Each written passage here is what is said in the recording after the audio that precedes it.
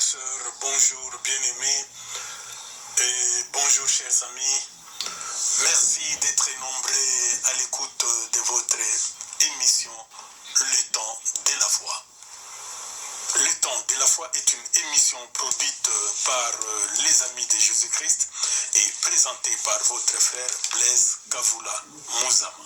Dans notre dernière émission, nous avons parlé de la foi dans la perspective du retour de notre Seigneur Jésus-Christ en nous fondant sur la préoccupation du Seigneur dans Luc 18, verset 8, où il est dit « Quand le Fils de l'homme viendra, trouvera-t-il la foi sur la terre ?» L'étude de ce passage a soulevé une grande préoccupation chez les auditeurs, dont la plus grande, la plus fondamentale, c'est la question « Qu'est-ce que la foi ?» Qu'est-ce que la foi? On ne peut pas définir la foi littéralement. Elle est une notion qu'il faut comprendre, car elle est plus profonde qu'un simple concept. La foi est très mal interprétée de nos jours.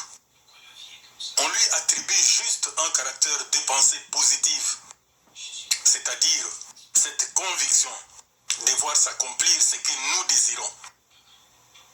Cette manière de voir les choses est souvent fondée sur la mauvaise lecture des épîtres aux Hébreux, dans le chapitre 11, le premier verset, qui dit aussi « La foi est une ferme assurance des choses qu'on espère, une démonstration de celles qu'on ne voit pas. » Réduire la foi à une simple conviction ou une ferme espérance de voir ce que nous désirons s'accomplir, c'est banaliser la foi chrétienne. La foi est plus profonde que ça. La foi est la vie même du chrétien. La foi est cette force qui nous maintient dans la présence de Dieu.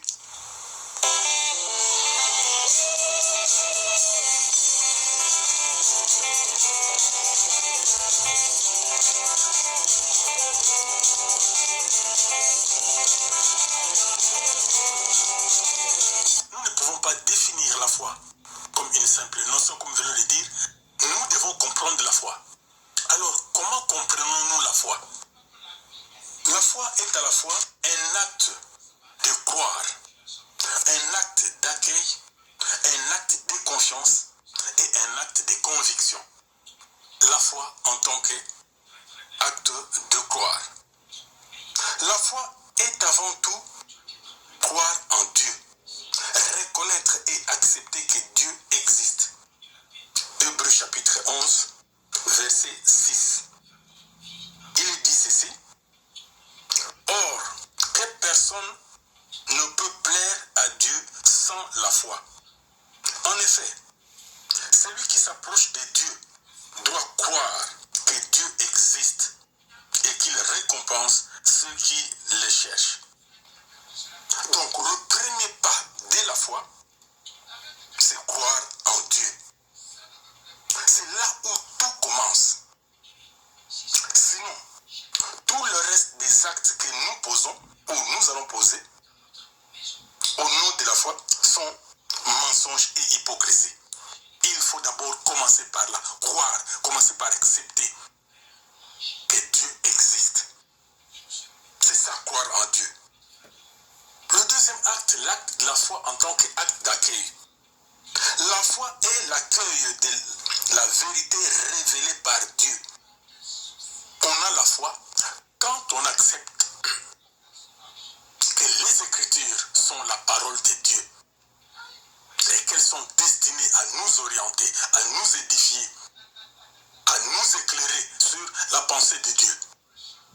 Et si nous accueillons ces vérités révélées, qui sont les Écritures, c'est le deuxième pas vers l'acte de foi, croire.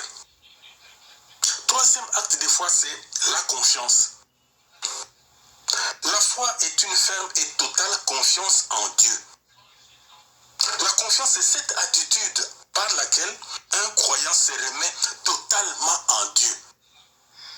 Sans la confiance, il n'y a pas de foi. Sans la confiance en Dieu, sans la confiance aux Écritures, aux vérités révélées, il n'y a pas de foi. Donc, à l'acceptation des vérités révélées, à l'action de croire à l'existence de Dieu, maintenant il faut ajouter la confiance. C'est-à-dire nous abandonner totalement, nous remettre totalement entre les mains de Dieu. La quatrième dimension de la foi, c'est l'acte de conviction. La foi en tant que conviction nous permet d'être sûrs, nous permet d'espérer et nous permet de croire à l'accomplissement des promesses de Dieu. C'est ça la conviction. Sans la conviction, l'assurance ne peut pas naître et l'espérance ne peut pas s'établir. Donc lorsque nous avons cette conviction, ça crée à nous cette assurance et une espérance dans les promesses, dans l'accomplissement des promesses de Dieu et dans la réalisation des choses auxquelles nous attendons de Dieu. C'est là où nous revenons sur Hébreux chapitre 11, verset 1er, qui la foi est une ferme assurance des choses qu'on espère et une démonstration de celles qu'on ne voit pas. La foi, c'est ça, ce qui fait la force qui nous maintienne dans la présence du Seigneur. Sans la foi, il est impossible de plaire à Dieu.